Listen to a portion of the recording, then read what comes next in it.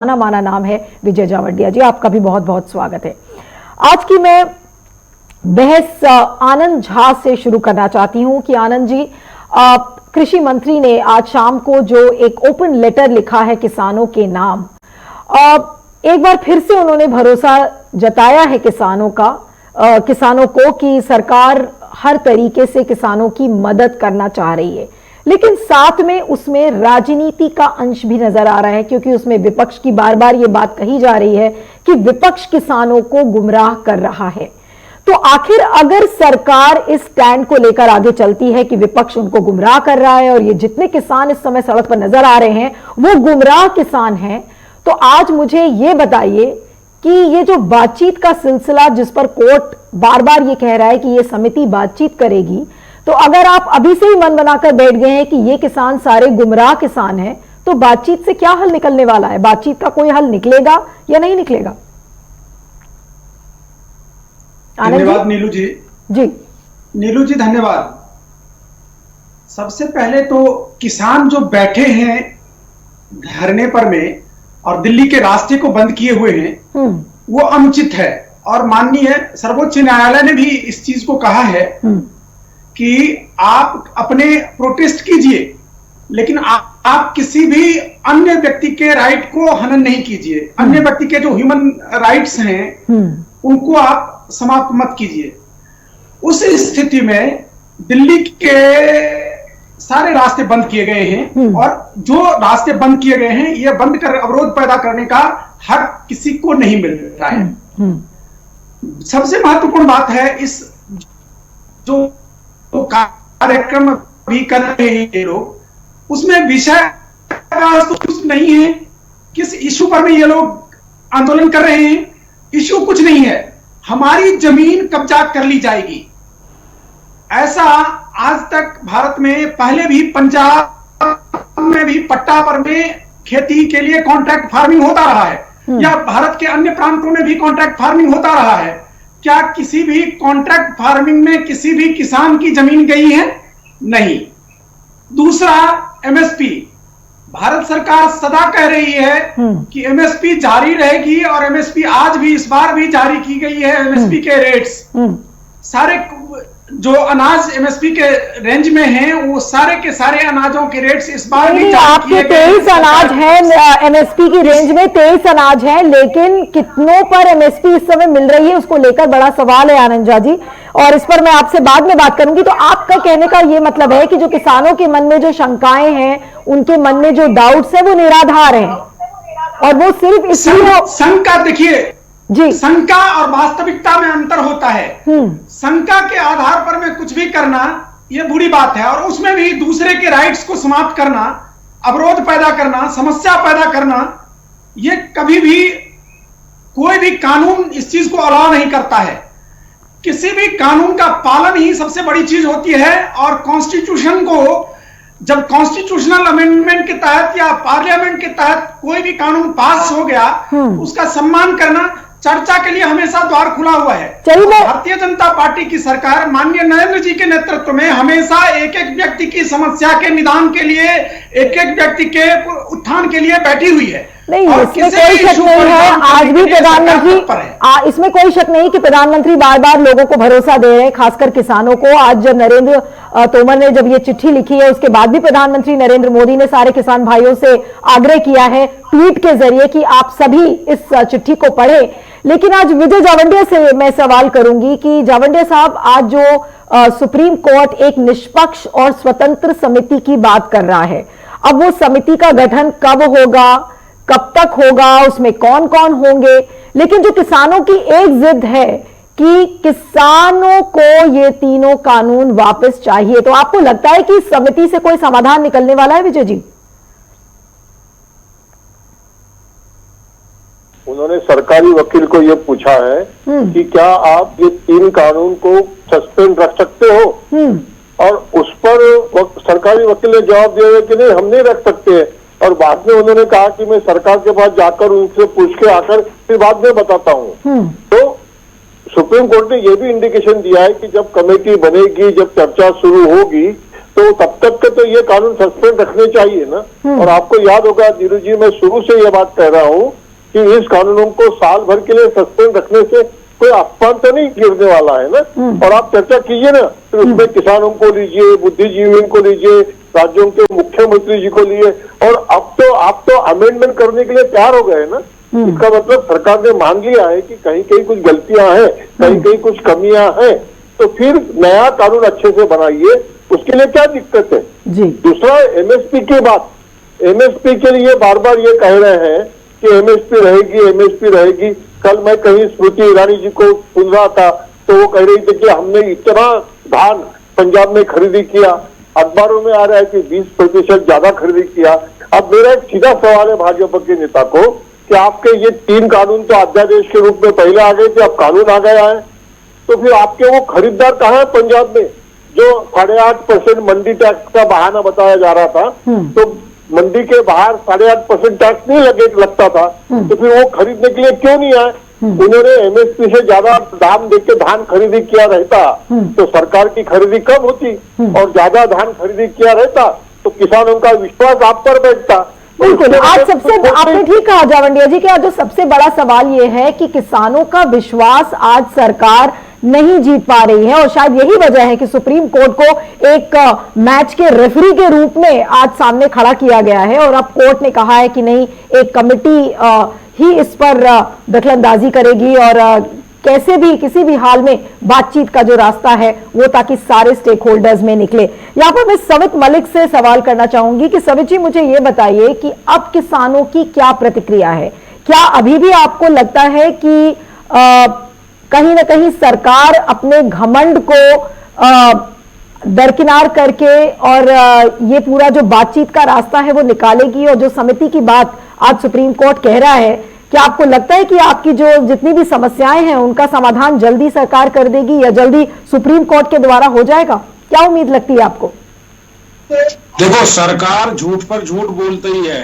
अभी हमारे साथ में आनंद झा जी है, वो भी झूठ बोल रहे थे कि किसानों ने रास्ता रोका है। किसानों ने तो कहीं रास्ता नहीं रोका। किसान तो अपना हक मांगने के लिए दिल्ली जा रहे थे।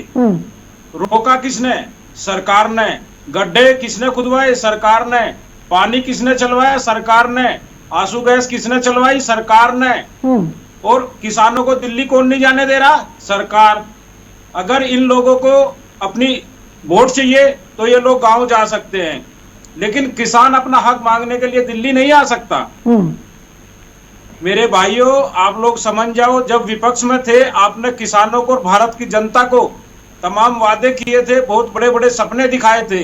आपने उत्तर प्रदेश में कहा था हम 14 दिन में गन्ने का भुगतान करेंगे। 14 दिन हो गए, अभी तक भुगतान ही नहीं हो रहा है।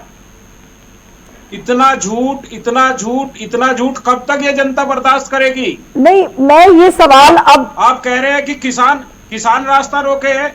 अरे सुप्रीम कोर्ट ने कह दिया कि ये न्यायिक अधिकार है किसान का, वो अपना अधिकार, अपनी लड़ाई लड़ सकता है। आनंद झा जी, उसकी बात को आनंद झा जी, आप इस प्रश्न का जवाब दीजिए और उसके बाद मैं आम आदमी पार्टी के नेता के पास जाऊंगी।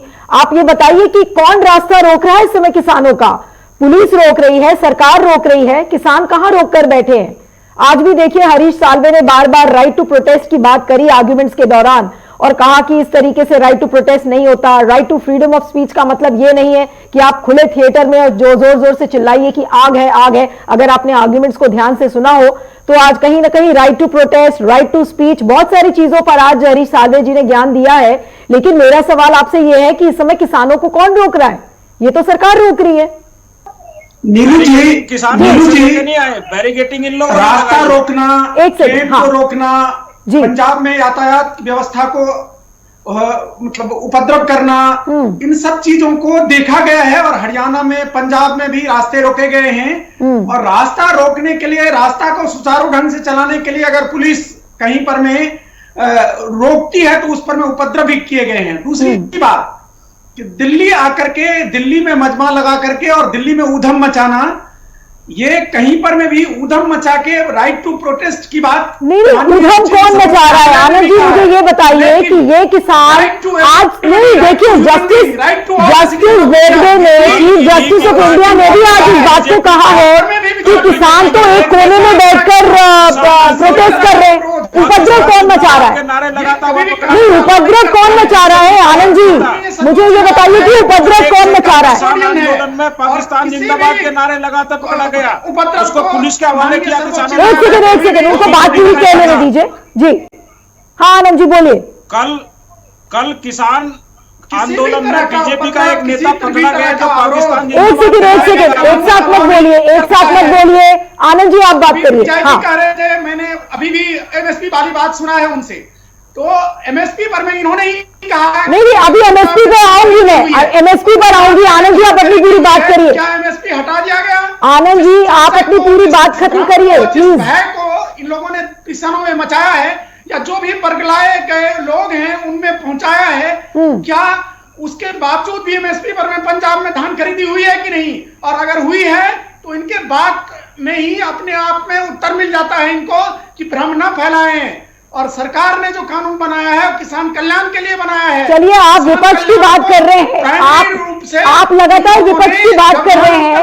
नरेंद्र तोमर ने भी आज इस अपनी चिट्ठी में लिखा है कि विपक्षी पार्टी इन किसानों को गुमराह करने की कोशिश कर रही है।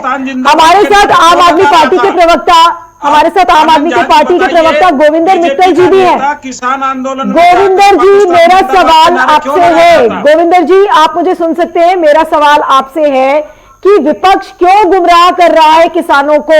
आज भी आपकी पार्टी ने देखिए किस तरीके से ड्रामा किया है। आज सदन के अंदर आपने एक दिन का सेशन बुलाया, उस सेशन में प्रस्ताव पारित किया, और सिर्फ प्रस्ताव पारित ही नहीं किया बल्कि उन तीनों कृषि कानून की कॉपी आपने फाड़ डाली। और ये सब तब हुआ है जब आम आदमी पार्टी एक नोटिफिकेशन के जरिए एक कृषि कानून को नोटिफाई कर चुकी है। ये क्या है? ये ड्रामा नहीं तो और क्या है? और फिर अगर सरकार ये कहती है कि विपक्ष गुमराह करने की कोशिश कर रहा है तो उसमें क्या फिर गलत है? गोविंद मित्तल जी बात ये है, देखिए मैडम, बात ये है कि आज जब इतनी सर्दी में पूरे पंजाब का, हरियाणा का, राजस्थान का, तमिलनाडु का किसान आज सड़कों के ऊपर बैठा है, तो ड्रामा आम आदमी पार्टी नहीं कर रही, ड्रामा जो केंद्र की सरकार कर रही है। मीटिंग दर मीटिंग, छठे दौर की मीटिंग कर आप उनको बहकावे में ले रहे हैं। किसान आज पंजाब का भी, हरियाणा का भी जागरूक हो चुका है, आपके बहकावे में नहीं आएगा, विरोधी पार्टी के बहकावे में नहीं आएगा। आप क्या समझते हो कि जो जितने किसान लाखों की तादाद में बच्चे, औरतें, बूढ़े अपना राशन पानी लेके आए हैं, अपनी खाने की सामग्री लेके आए हैं, वहां पे गीजर लग रहे हैं, वहां पे वॉशिंग मशीन लग रही है, वहां पे बच्चों को पढ़ाने का इंतजाम हो रहा है, वहां पे टेंट लग रहे हैं, वहां पे खाने पीने की सुविधा हो रही है, तो क्या समझते हो आप ये विरोधी पार्टियों के बहकावे में हो रहा है? जो अपना घर बार छोड़ के घरों को ताले लगा के बैठे हैं, पीछे खेती रुल रही है, पीछे पशु रुल रहा है, तो विरोधी पार्टियों के बहकावे में आ रहा है। आनंद जी जो मेरा सवाल ये है कि आज जब अरविंद केजरीवाल जब सदन में बोल रहे थे तो उन्होंने ये कहा कि बीजेपी के नेताओं को ऐसा लग रहा है कि अफीम खिला दी गई है, और अफीम खिलाने के बाद उनको रटा दिया गया है कि कृषि कानूनों के बारे में क्या बोलना है। तो क्या कहेंगे, कैसे जवाब देंगे अरविंद केजरीवाल की स्पीच का, जिस तरीके से उन्होंने आज ये बातें कही हैं और कहा है कि ये बिल्कुल जैसे कि अंग्रेजों का एटीट्यूड था उस तरीके का एटीट्यूड है केंद्र सरकार का? नीलू जी मैं आपको एक चीज बता देना चाहता हूं कि अरविंद केजरीवाल ड्रामा करने में बहुत माहिर हैं। और जब से अन्ना आंदोलन से उनका उद्भव हुआ और उस समय से वो हमेशा कागज दिखाना, कागज लाना, प्रेस कॉन्फ्रेंस करना, यही सब उनका नाटक रहा है। और अभी जो उन्होंने बिल फाड़ने का काम किया है, तो भारत के संविधान में किसी भी कानून की अवहेलना, वो भी एक न्यायिक दायरे में आता है। राहुल गांधी ने एक बिल फाड़ा था और सिमिलरली इन्होंने नाटक किया है। राहुल गांधी को भारत की जनता ने सबक सिखा दिया और सिमिलरली अरविंद केजरीवाल कानून का अनादर किया है, इंडियन कॉन्स्टिट्यूशन का अनादर किया है, भारतीय संसद का अनादर किया है। और इन अनादर करने वाले व्यक्तियों को, अनादर करने वाली पार्टी को सबक जनता सिखाएगी। और ये नाटक बहुत हो गया, इस नाटक को रोकने की व्यवस्था होनी चाहिए, नहीं तो ये लोग हमेशा बरगलाते रहेंगे और आज तक बरगलाते रहे हैं देश की जनता को, दिल्ली की जनता को। मुझे तो लगता है कि राजनीति इस पर नहीं, मुझे ऐसा लगता है आनंद जी मुझे ऐसा लगता है कि इस विषय पर राजनीति मुझे नहीं लग रहा है कि खत्म होने वाली है। लेकिन मेरा जो सवाल है वो सवित मलिक जी से है कि सवित मलिक जी आपको क्या उम्मीद लग रही है? सवित मलिक से मेरा सवाल है, सवित मलिक जी अगर आप मुझे सुन सकते हैं, मेरा सवाल ये है कि जो ये समिति की बात कही गई है, आपको क्या कोई उम्मीद लग रही है कि इस समिति में, जैसे आज कोर्ट ने कहा कि इसमें पर्सन्स ऑफ एमिनेंस होने चाहिए, जैसे डॉक्टर स्वामीनाथन का नाम है, पी साईनाथ का नाम लिया गया कि इन लोगों को इस समिति में इंक्लूड किया जाए, उसमें किसान की यूनियंस भी हो, केंद्र सरकार के लोग हो, और फिर ये पूरा बातचीत का सिलसिला शुरू हो सके। तो क्या आपको लगता है कि इस समिति से क्या वाकई में कोई समाधान निकलेगा, या ये भी समिति एक आई वॉश की तरह है? देखो नीलू जी, मैं आपको एक बात, आपके सवाल का जवाब दूंगा, लेकिन एक छोटी सी बात कहना चाहता हूँ।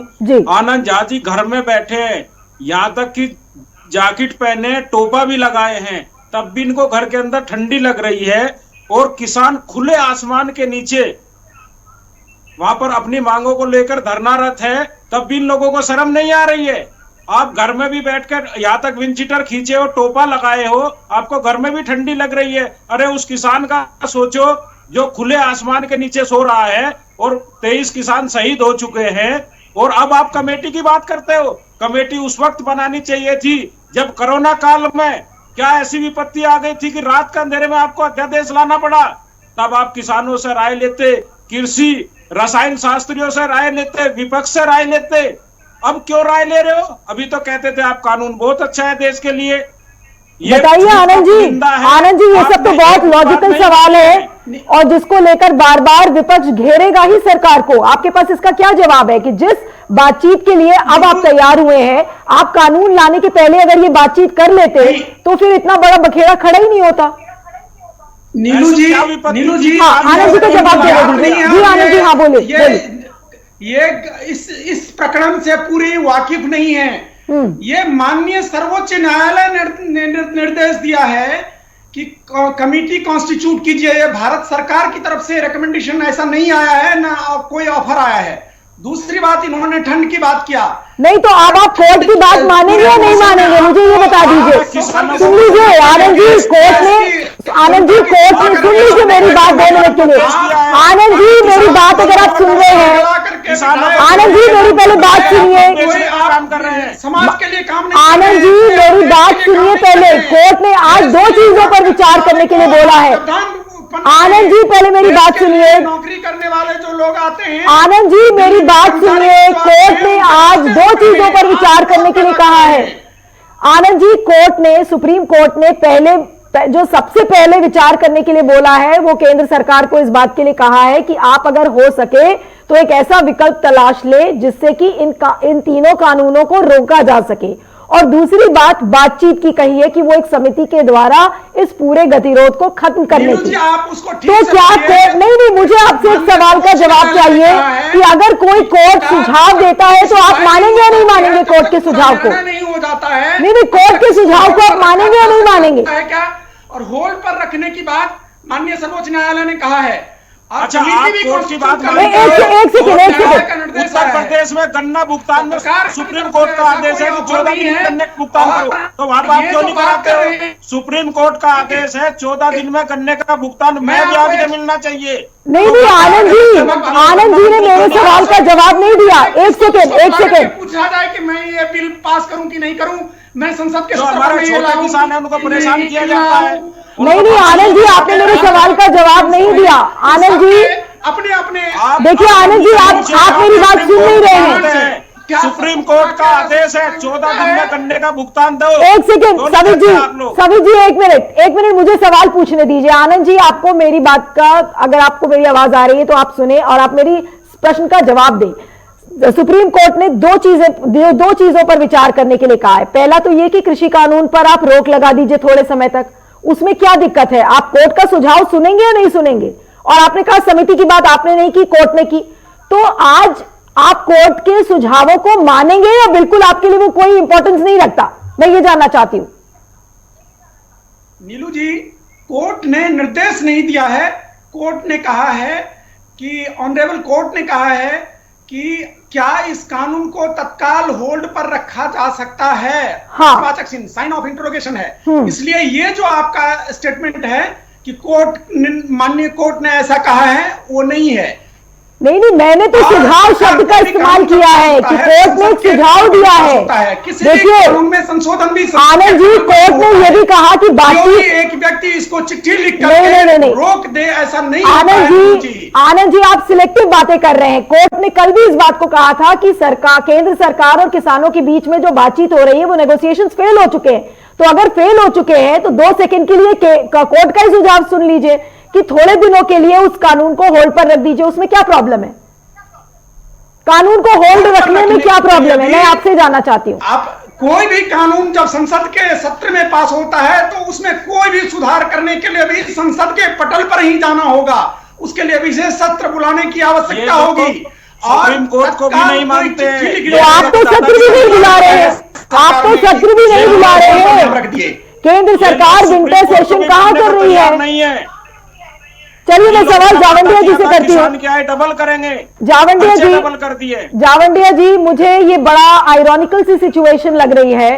कोर्ट अगर सुझाव देता है, देखिए अभी आपने आनंद जी को सुना, बीजेपी के जो नेता है उन्होंने कहा कि देखिए समिति की बात हमने नहीं की, कोर्ट ने की। उन्होंने कहा कि कानून को होल्ड पर हम क्यों रखें, ये बात भी उन्होंने विचार करने के लिए कही है कोर्ट ने। तो ये क्या रवैया आपको लगता है सरकार का कि ना वो सुझाव सुनने के लिए तैयार है? कोर्ट ने खुद इस बात को देखकर कहा है कि बातचीत जो केंद्र सरकार और किसानों में हो रही है वो ऑलरेडी फेल हो चुकी है। तो सरकार के इस रवैये को हम क्या कहें? नहीं, ये भाजपा के जो हमारे साथी यहाँ पर है इनका कोई दोष नहीं है। कल मोदी जी अमित शाह कहेंगे कि हम इसको होल्ड पे रखते तो ये उसको ताली बजा के स्वीकार कर लेंगे। देखिए मुझे बड़ा विचित्र लगता है कि ये इतनी बड़ी बड़ी बातें यहाँ करते हैं। मध्य प्रदेश में इनके मुख्यमंत्री है, भारतीय किसान संघ आरएसएस का किसान संगठन है। कल उन्होंने वहां पे कपास के खरीदी होनी चाहिए, ताकत से खरीदी करो, इसके लिए मध्य प्रदेश में आंदोलन किए। तो भारतीय जनता पार्टी का ही भारतीय किसान संघ ये वहां पर एमएसपी की बात कर रहा है और ये कह रहे कि ये सिर्फ पंजाब का आंदोलन है, ये खालिस्तानी वाला आंदोलन है, ये ऐसा वैसा। कितने झूठ बोलेंगे ये। और देखिए आपने जब जो बात कही 23 फसलों की, किसको दाम मिल रहा है? महाराष्ट्र में तुअर बाजार में आ रही है नीलू जी, 6,000 रुपए तुअर की एमएसपी है, आज ही 5,400 रुपए तुअर का दाम हो गया है। उसका कारण क्या है? तो मोदी सरकार ने 31 दिसंबर तक के तुअर आयात करने के परमिट दे दिए। विदेशों से जो तुअर आ रही है वो 5,600 रुपए 5,700 में आ रही है। नाफेड के पास में जो तुअर थी वो 5,200 में नाफेड बेच रहा है। तो कौन व्यापारी आके 6,000 रुपए में खरीदी करेगा? एक तरफ ये कहते हैं कि हमने जीवनावश्यक वस्तु कानून को रद्द कर दिया, अब कोई स्टॉक लिमिट नहीं रहेगी, दूसरी तरफ ये इंपोर्ट कर रहे हैं। तो क्या किसान ने क्या आंदोलन ही करते रहना क्या? मैं बड़ी नम्रता से कह रहा हूं कि एक हमारे पंजाब के साथी ने कल गृह मंत्री जी से जब बात हुई उस समय उनको कहा कि हम गेहूं और चावल के एमएसपी के लिए बात नहीं कर रहे हैं, सिर्फ हमको 23 फसलों की एमएसपी की गारंटी चाहिए। नीलू जी, गृह मंत्री जी ने उस किसान नेता को जवाब दिया कि फिर तो हमको 15 लाख करोड़ रुपए की कृषि उपज खरीदनी पड़ेगी।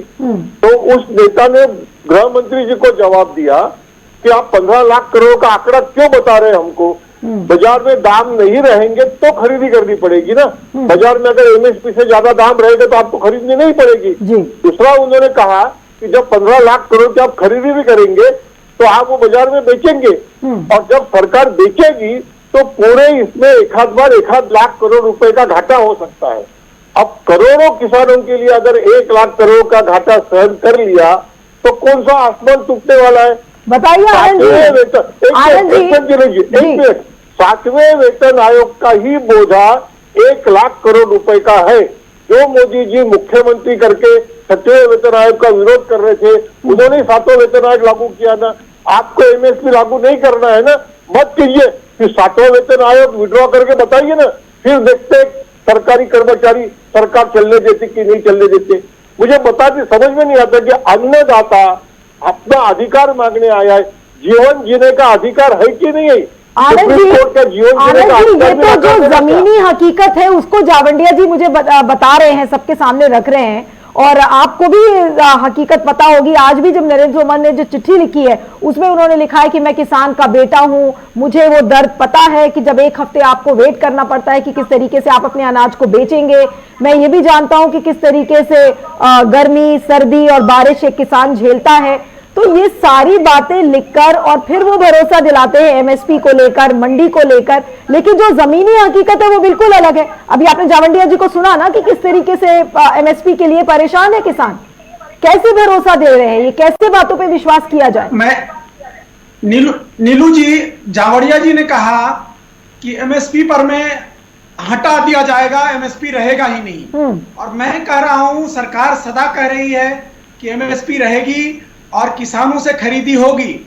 यदि मार्केट में कहीं पर में किसान को सरप्लस जो प्रोडक्ट होता है उस पे अगर प्राइस ज्यादा मिलता है तो वहां पे जावंडिया जी बोलिए, जावंडिया जी बोलिए। हमेशा इस बार भी एमएसपी जारी रही है। हाँ जावंडिया जी बोलिए। विभाग सरकार ने मान ली, लेकिन ये लोग जावंडिया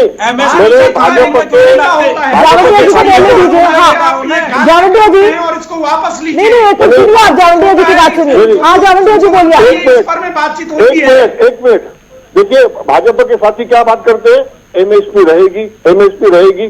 फिर वो क्या कहते हैं कि कांग्रेस 70 साल रही, उसने एमएसपी को लीगलाइज नहीं किया। अरे कांग्रेस ने गलती की ना, इसलिए कांग्रेस को हटा दिया ना। अब आप सत्ता में हो और आप बोलते हो कि एमएसपी रहेगी, एमएसपी रहेगी। ये 3 कानून लाने से एमएसपी जाने वाली नहीं है। ये 3 कानून लाने से एपीएमसी के बाहर एमएसपी से ज्यादा दाम मिलने वाला है। अब जब ज्यादा दाम मिलने वाला है, ये आपका विश्वास है, तो फिर एमएसपी को स्टैट्यूटरी लीगलाइज करने में डर क्यों लग रहा है आपको? आपको तो खरीदने नहीं पड़ने वाला है ना। ये डबल स्पीक नहीं है तो क्या है? ये भविष्य का सपना दिखाकर आप किसान को अटकाना, लटकाना और भटकाना नहीं चाहते हैं क्या? आनंद जी बताइए, इसका जवाब दीजिए कि ये सरकार का एक दोहरा चेहरा नहीं तो और क्या है? नहीं, जावड़िया जी खुद भटके हुए हैं। किसी भी एमएसपी की गारंटी देती है, आप मोदी जी के प्यार में लटके हुए हैं। नीलू जी इस एक सेकंड, मैं सवित मलिक के पास जाऊंगी। सवित मलिक जी मुझे ये बताइए, एक सेकंड, सवित मलिक जी से मुझे सवाल करने दीजिए कि लोग भटकाने की बात कर रहे हैं, सरकार कहती है किसान भटके हुए हैं, किसान बोलते हैं सरकार भटकी हुई है। मुझे तो यही नहीं समझ में आ रहा है कि कौन अड़ियल है, किसान अड़ियल है या सरकार अड़ियल है, या दोनों एक दूसरे को समझ ही नहीं पा रहे कि मुद्दा क्या है। देखो, ये लोग खुद भटके हुए और भटका रहे हैं। एमएसपी लिखित में गारंटी क्यों नहीं देते और कहते हैं हम एमएसपी रखेंगे। जो हमारा एफसीआई का कोटा होता है खरीदने का 168 करोड़ रुपए का इन्होंने कम कर दिया है और धीरे धीरे करके उसको कम कर देंगे। तो कहां से एमएसपी पे गेहूं खरीदेंगे, धान खरीदेंगे, जब इनके पास पैसा ही नहीं रहेगा। पैसा तो इन्होंने सारा विधायक और सांसद खरीदने में लगा दिया है। तो ये लोग तो जो है सरकार को बेवकूफ बना रहे हैं। जो 6 मीटिंग हुई है उन्होंने इसमें एक ही बातें कही है बार बार कि ये होगा वो होगा। जब किसान परेशान तब वो तख्ती लेके गया है, उस पर यस और नो लिखा है, क्योंकि ये वही बातें लिख के दे रहे हैं, वही बार बार मीटिंग में कह रहे हैं, किसान को बेवकूफ बनाने का काम कर रहे हैं। किसान अब होशियार हो गया, पढ़ा लिखा किसान है।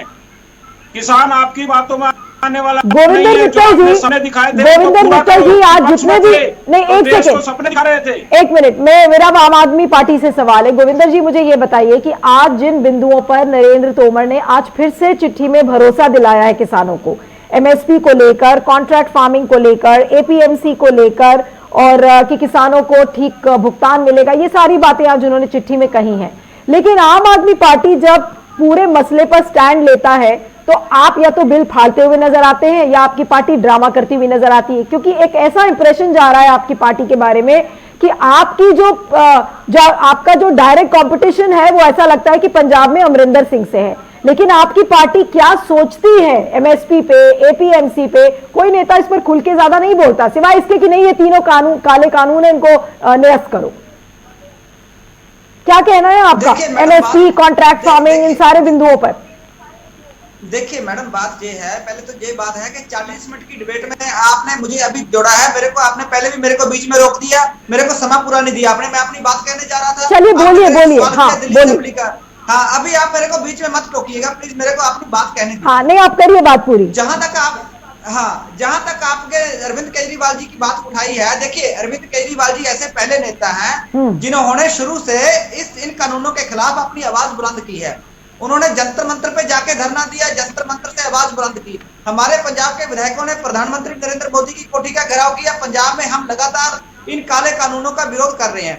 हमारा जो सीधा टारगेट ये है कि एपीएमसी जो है कानून लागू रहना चाहिए, जो सरकारी मंडियां हैं वो खत्म नहीं होनी चाहिए, एमएसपी कंटिन्यू होनी चाहिए, बल्कि एमएसपी के ऊपर जो स्वामीनाथन कमीशन की जो रिपोर्ट है उसके आधार पर 50% एडिशन करते हुए उनको फसल का भाव मिलना चाहिए। पर जो केंद्र की सरकार है, केंद्र की सरकार ऐसा लग रहा है कि इन कानूनों को लागू करके बड़े बड़े जो कारपोरेट घराने हैं उनको फायदा देना चाहती है, इसीलिए वो आज किसान की बात नहीं सुनना चाहती। आज आप देखिए, आज किसानों की मांग क्या है, किसान कह रहे हैं कि पार्लियामेंट का स्पेशल सेशन बुलाकर आप इन काले कानूनों को रद्द कीजिए। पर केंद्र की सरकार का क्या है कि उन्होंने स्पेशल सेशन को क्या प्लाना था, जो विंटर सेशन का कह दिया कि हम सेशन नहीं बुला पाएंगे। बीजेपी के प्रवक्ता बैठे हैं, मैं उनसे पूछना चाहता हूँ, क्या जब आपने बिहार का चुनाव करवाया तब कोरोना नहीं था? जब आपने वेस्ट बंगाल आप जा रहे हैं, आपके नेताजी अमित शाह जी जा रहे हैं, तब कोरोना का जिद नहीं था? जब आप हैदराबाद में जाकर बड़ी बड़ी रैलियां कर रहे हैं, जेपी नड्डा जी जा रहे हैं, तब आपको कोरोना नहीं रहते? आनंद जी, ये तो बड़े कुछ नहीं, ये तो बड़े मुश्किल से सवाल हैं ये सब सरकार के लिए कि जब आप कोरोना की बात करते हैं, आप ये तीनों कानून कोरोना काल में ही लेकर आए थे। आप आनंद जी, आपकी सरकार ये तीनों कानून कोरोना काल में ही लेकर आई थी, अध्यादेश पास कराया।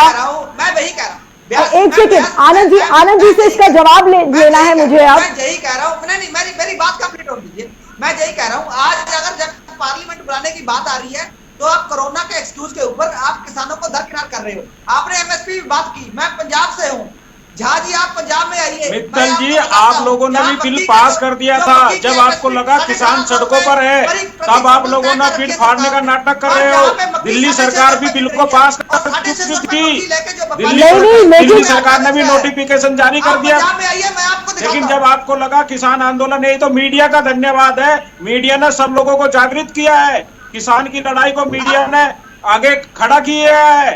अब मीडिया वाले भाइयों को धन्यवाद नहीं, लेकिन आनंद जी, आप लोग हमारे साथ खड़े हो। आनंद जी मुझे एक बात बताइए, आनंद जी, गोविंदा जी मुझे एक बार बोलने दीजिए। आनंद जी, जो एक सबसे बड़ा सवाल ये है कि जब कोरोना काल में ये तीनों कानूनों का जो अध्यादेश लाया गया उसे पारित करा दिया गया, राज्यसभा में इन तीनों बिलों को लेकर वोटिंग भी नहीं हुई, जिसको लेकर आज अरविंद केजरीवाल ने भी बोला है, तो आज कोरोना की महामारी के दौरान आप पार्लियामेंट क्यों नहीं बुला सकते? अगर चुनाव में रैली हो सकती है, हैदराबाद का चुनाव हो सकता है, नए संसद भवन का भूमि पूजन हो सकता है, राम मंदिर का शिलान्यास हो सकता है, तो फिर नया जो विंटर सेशन पार्लियामेंट का है उसे क्यों नहीं बुला के आप इन तीनों कानूनों को वापस ले लेते?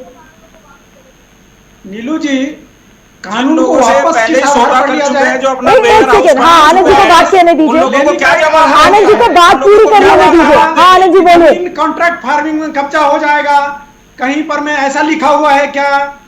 इन्होंने कहा कि एमएसपी समाप्त हो जाएगा, कहीं पर इस कानून में लिखा हुआ है क्या? इन्होंने कहा मंडी समाप्त हो जाएगा, इस कानून में कहीं लिखा हुआ है क्या? जब आंदोलन का आधार ही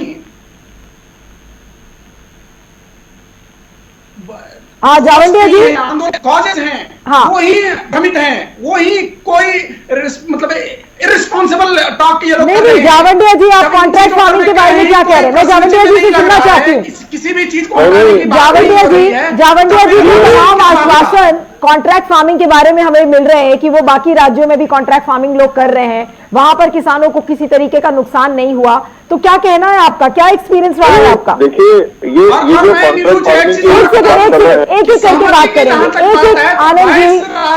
आनंद जी मेरा आपसे हाथ जोड़कर निवेदन है, एक एक करके बात करते हैं। जावंडिया जी को भी बात पूरी करने दीजिए। जी बोलिए सर। नहीं, ये जो जमीन के बारे में बात करते हैं, देखिए कॉन्ट्रैक्ट फार्मिंग में सिर्फ एक जगह ये डर है किसानों को कि अगर मैंने किसी कंपनी से टोमेटो का कॉन्ट्रैक्ट किया कि मैं आपको टोमेटो पैदा करके दूंगा, उस कंपनी ने मुझे टोमेटो का बीज दिया, खाद दिया, पेस्टिसाइड दिया, ये सब कर्जा दिया मेरे को, मैंने टोमेटो पैदा किया और वो टोमेटो नैसर्गिक कुछ कारणों के कारण उसकी क्वालिटी अच्छी नहीं आई, उस कंपनी कह दिया कि आपकी क्वालिटी अच्छी नहीं है, मैं आपका टोमेटो ले नहीं सकता। अब वो मेरा टोमेटो नहीं खरीदेगा, मेरे को बेभाव बेचना पड़ेगा, उससे जो कर्जा लिया हुआ है वो मैं वापस कैसा करूंगा? और वो जो कंपनी है वो मेरे से कर्जा वसूल कैसा करेगी? तो उसमें डीएम और एसडीएम के पास में जाने की बात है, फिर उनको रेवेन्यू अधिकार है। अब रेवेन्यू अधिकार में तो जमीन जब्त भी हो सकती है ना, इसका स्पष्टीकरण मांगा है सरकार को और सरकार बोल रही है कि हम इसमें दुरुस्ती करेंगे। तो दूसरी बात, पंजाब के एक किसान नेता ने ये कहा कि हमें जमीन जाने का डर इसलिए है कि आज जो एमएसपी हमको मिल रही है उसमें भी हम कर्जे में है। कल ये एमएसपी अगर हमको नहीं मिलेगी तो हमारी खेती तो और घाटे में जाएगी, हमारे को जिंदगी जीने के लिए और कर्जा लेना पड़ेगा, और जब हम पे कर्जा बढ़ते जाएगा तो हमको जमीन बेचने के अलावा दूसरा क्या चारा रहेगा? क्या गलत है उसका कहना? मुझे बताइए ना। आज पंजाब में जो आत्महत्या हो रही है और कल वहां पे हमारे बहनों ने आके बताया कि उनके पतियों ने, बेटे ने, भाई ने आत्महत्या क्यों किए, क्या जवाब है इनके पास में? मैं एक नम्र विनंती करता हूँ नीलू जी आपके माध्यम से, आज खबर सुनी कि मोदी जी मध्य प्रदेश के किसान से बात करने वाले हैं। अरे मध्य प्रदेश के किसानों से आप बात कर सकते हो तो ये ठंड में बैठे हुए उन किसानों से बात करके उनकी इज्जत क्यों नहीं बढ़ाते? कुछ दिन के लिए कानून वापस ले लीजिए, चर्चा शुरू कर दीजिए और एक अच्छा कानून लाकर सबका समाधान कर सबका साथ सबका विकास बोलते हो, सबका विश्वास बोलते हो, तो इसमें क्या बिगड़ने वाला है? इसमें आपकी इज्जत कम होने वाली नहीं है। अन्नदाता का सम्मान किया, ये इतिहास में नोंद हो जाएगा, ये मेरी विनती है। देखिए अब प्रोग्राम बिल्कुल मेरे को खत्म करने का टाइम हो रहा है। एक एक करके कमेंट्स चाहूंगी। आनंद झा आपसे शुरू करूंगी कि आनंद जी ये बताइए कि गतिरोध खत्म कैसे होगा? जावंडिया जी को आपने सुना, जो जमीनी हकीकत है कि किसान की जमीन, छोटे किसानों का भविष्य कैसे होगा, एमएसपी और एपीएमसी को लेके सारी शंकाएं अभी भी लोगों के मन में है, और आप सिर्फ इसे शंका ना बोले, ये एक डर है। और आज सरकार इस चीज को कैसे खत्म करेगी? क्या वही एक विकल्प नहीं बचता कि आप थोड़े दिनों के लिए इस कानून को होल्ड पर रख दें, जैसा कि सुप्रीम कोर्ट ने एक सजेशन दिया है, और इस कार्यकाल को आप इस चीज को इस्तेमाल करें कि बातचीत के जरिए बात करें? आप पहले चुप रहिए जी, आप मेरी बात सुनिए। जावरिया जी ने अभी टमाटर की बात किया। टमाटर या किसी भी तरह के कॉन्ट्रैक्ट फार्मिंग में किसी भी तरह का अगर कैजुअलिटी होता है और वो उत्पाद में कोई गड़बड़ी होती है तो उसके लिए जो कॉन्ट्रैक्ट फार्मिंग या किसान जो है उसको किसी भी तरह का लायबिलिटी नहीं रहेगा। उसके लिए वो डायरेक्ट जो कॉन्ट्रैक्ट लिखित है, इन्होंने कानून की प्रावधान को नहीं कहा। दूसरी बात, इन्होंने कहा कि कॉन्ट्रैक्ट फार्मिंग में किसान के कोर्ट में जाने का राइट नहीं है और एसडीएम और डीएम करेंगे। कोर्ट में मामला लंबित होता है और एसडीएम को 30 दिन का समय दिया गया है कि किसानों के भुगतान से लेकर के और किसान की जितनी भी सुविधाएं हैं उसको उपलब्ध कराने की जिम्मेदारी एसडीएम को दी गई है कि 30 दिन के अंदर कराइए। किसी भी कोर्ट को 30 दिन के अंदर नहीं बांधा जा सकता। नहीं, लेकिन इस बात को कैसे माना जाए कि वो जो एसडीएम है वो पूरी तरह से किसानों के साथ न्याय करेगा? आनंद जी, आपकी सारी बातें ठीक है। आनंद जी कोई भी कानून जब आता है, आनंद जी, और इनके उद्यम से मुझे पता है आप मेरी बात नहीं सुनेंगे। आनंद जी कोई भी कानून आता है, इस समय डर और शंका इसलिए है लोगों के मन में क्योंकि किसी को यह आश्वासन नहीं मिल पा रहा है कि प्रॉपर चेक्स एंड बैलेंसेस होंगे। आज किसान अगर मंडी में जाता है तो उसका जो शोषण है वो कॉर्पोरेट लॉबी के हाथों नहीं होगा। आज इसका आश्वासन आप कैसे देंगे? सिर्फ बोलकर, सिर्फ भरोसा दिलाकर, लेकिन जमीनी हकीकत कुछ और कहती है। आप नीलू जी दीजिए ना, सब लोग जो एक सेकंड मैं अभी आपके पास आ रही हूँ। कानून को पढ़ेंगे तो स्वयं ये लोग हमारे प्लीडर बनेंगे और इस कानून के समर्थन में बोलना शुरू कर देंगे। आप कानून में सारी चीजों का प्रावधान रखा गया है और किसान के कोई शंका का विषय ही नहीं है। किसान की समस्या का समाधान, किसान का उत्थान, किसान का कल्याण, ये प्रमुख मुद्दा है इन तीनों बिलों में। चलिए ठीक है, तो आपको ज्ञात हो जाएगा। चलिए ठीक है, मैं गोविंदर मित्तल से एक कमेंट चाहूंगी प्रोग्राम खत्म करने के पहले। गोविंदर जी, आपको क्या कहना है कि क्या ये जो समिति की बात इस समय सुप्रीम कोर्ट ने कही है कि एक स्वतंत्र और निष्पक्ष समिति से क्या कोई बातचीत का रास्ता आपको निकलता हुआ दिख रहा है? क्या ये आंदोलन खत्म होता हुआ नजर आ रहा है? नहीं, देखिए, सुप्रीम कोर्ट ने जो समिति की बात की है वो तो किसान ही बता पाएंगे, किसान नेता ही बता पाएंगे। उनको वो समिति मंजूर है, उस समिति में कौन कौन होना चाहिए, वो समिति कितने दिन में फैसला करेगी। उसमें जो विरोधी पार्टियां हैं, जो राजनीतिक पार्टियां हैं, उनको उनसे कोई लेना देना नहीं है। वो किसानों के बीच का और सरकार के बीच का मामला है और सुप्रीम कोर्ट उसमें जो है वो हस्तक्षेप कर रहा है। पर सुप्रीम कोर्ट ने ये भी कहा है कि जब तक कमेटी अपना फैसला नहीं देती तब तक किसानों का आंदोलन ऐसे ही शांतमय तरीके से चलना चाहिए। उनका मौलिक अधिकार है, उनका फंडामेंटल राइट है, उसके ऊपर कोई रोक नहीं लगेगी। ये सुप्रीम कोर्ट ने आज बातें क्लियर कर दी है। इससे एक अच्छा संदेश जा रहा है कि हिंदुस्तान का संविधान जो है वो सुप्रीम है और सुप्रीम कोर्ट जो है उसकी रक्षक है और लोगों को अपना शांतमय तरीके से प्रोटेस्ट करने का अधिकार है और हमारे किसान जो लोग हैं वो कर भी रहे हैं। ओके, सवित मलिक जी, आपसे पूछूंगी मैं कि अब आपको क्या लग रहा है कि क्या आंदोलन खत्म होगा या अभी अब समिति का गठन कब होगा, समिति में बनने में कितना टाइम लगेगा? अभी वेकेशन बेंच को ये पूरा मामला चला गया है, अगले हफ्ते इसकी सुनवाई है, तब तक किसान ठंड में बैठे हैं, उनका आंदोलन चल रहा है, शांतिपूर्ण ढंग से प्रदर्शन हो रहा है और आज सुप्रीम कोर्ट ने भी कहा है कि प्रदर्शन करने में कोर्ट इसमें इंटरफियर नहीं करेगा। तो आपको लगता है कि आंदोलन जल्द खत्म हो जाएगा और ये जो गतिरोध एक बना हुआ है ये कब ये सुलझता हुआ नजर आ रहा है आपको? देखो, हम सुप्रीम कोर्ट का धन्यवाद करते हैं, उन्होंने किसानों की भावनाओं को समझा और किसान सुप्रीम कोर्ट की बात मानता है। लेकिन मैं अपने मित्र को बताना चाहता हूं कि इससे किसान ही प्रभावित नहीं है, भारत की 80% जनता इस बिल से प्रभावित हो रही है। अभी रामदेव जी का उदाहरण ले लो, गेहूं 15 से 16 रुपए किलो बिक रहा है, 45 रुपए किलो आटा वो बेच रहे हैं। हमारे जो व्यापारी वर्ग है, मंडी खत्म होने से वो खत्म हो जाएंगे, रिटेल की दुकानें खत्म हो जाएंगी। तो मैं तो पूरे देश से आह्वान कर रहा हूं, मजदूर और व्यापारी सब हमारे साथ हैं, लेकिन उनको समझने में थोड़ा टाइम लग रहा है और ये आंदोलन जितना लंबा चलेगा इतने लोग इसमें जुड़ते चले जाएंगे। अभी मैं छोटा सा झा जी को बताना चाहता हूं कि जब बड़ी बड़ी कंपनियां आएंगी वो एसडीएम की क्या सुनेंगी, जब आपके मुख्यमंत्री और गन्ना मंत्री की एक छोटी सी मिल नहीं सुनती, वो भुगतान नहीं करती किसान का, क्या आपका नहीं, मैं आनंद झा से पूछता हूं, आपका सरकार के ऊपर कोई कर्जा है? नहीं, अब समय थोड़ा सा सरकार से ले रखा समय मेरे पास अब कम है। हमारा उत्तर प्रदेश के गन्ना किसानों का पिछले साल का 17,000 करोड़ रुपए सरकार को देना है, वो कर्जदार है हमारी, और आप सरकार से कर्जा लेते हो। हमारी कर्जदार है सरकार आपकी, उसका भुगतान करा हुआ। नहीं, अब समय हमारे पास खत्म हो चुका है, लेकिन कुल मिलाकर जैसा मैंने शुरू में कहा था कि अभी भी सवाल हमारे सामने बहुत ज्यादा है और जवाब ज्यादा नहीं मिल रहा है। लेकिन अगर हम सरकार की माने तो सरकार अभी भी यही कह रही है कि वो जगह जगह जाएगी, किसानों से इंटरैक्ट करेगी, चौपाल सम्मेलन करेगी, प्रेस कॉन्फ्रेंसेस करेगी और लोगों को समझाएगी कि जो उनके मन में शंकाएं हैं, जिस तरीके के डाउट्स हैं, उन डाउट्स को दूर किया जा सके। लेकिन सवाल यह है कि आज सुप्रीम कोर्ट ने एक समिति की बात की है और उस समिति का गठन कैसे होगा, कब तक होगा, ये पूरा मामला अब वेकेशन बेंच को चला गया है। अब ये वेकेशन बेंच अगले हफ्ते मिलेगी। तब तक जो किसानों के आंदोलन करने का हक है, आज सुप्रीम कोर्ट ने भी कहा है कि यह आंदोलन एक शांतिपूर्ण ढंग से ये जारी रह सकता है।